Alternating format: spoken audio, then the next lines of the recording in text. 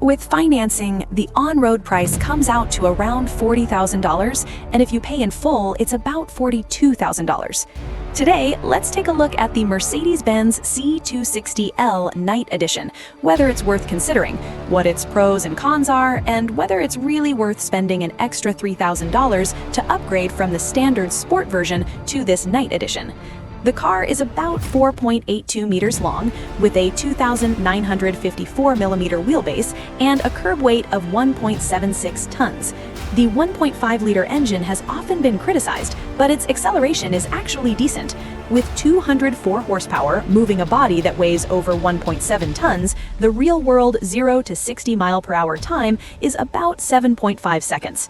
However, acceleration aside, when it comes to overall driving experience, it's hard to compare.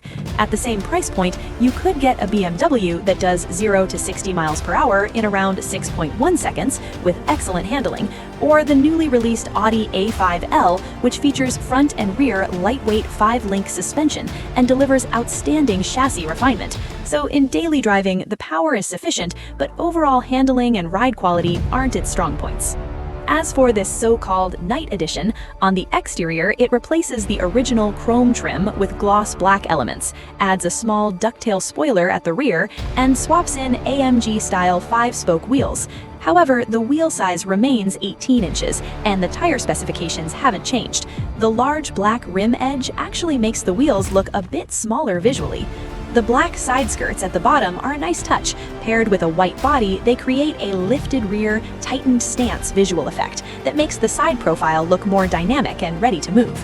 That said, there are still some downsides. The headlights are not dual projector units, the door handles still don't support keyless entry, the rear still uses fake exhaust outlets, and the trunk isn't power operated.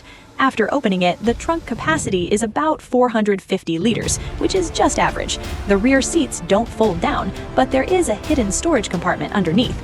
It doesn't come with run-flat tires, and at the same time, there's no spare tire. So at around a $42,000 price point, the overall equipment level is not particularly impressive.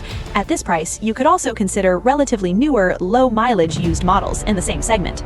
Opening the door and stepping inside, this interior design has remained unchanged since 2021 without any mid-cycle refresh. However, compared to Audi's tech-focused interiors and BMW's more straightforward, driver-oriented layouts, this one is still very appealing.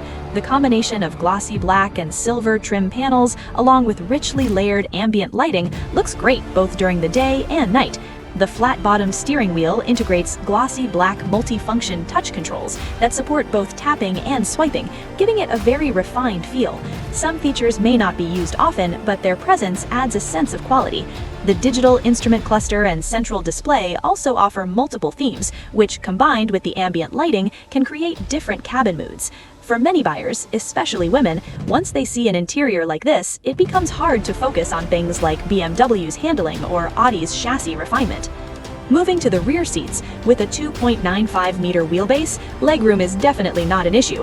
However, compared to the BMW 3 Series and Audi A5L, the rear seat comfort here is somewhat lacking. The middle seat is raised, and the center portion of the backrest is a bit firm, making it feel less comfortable overall. The sides also lack sufficient support. In addition, the rear only has air vents and does not support independent climate control.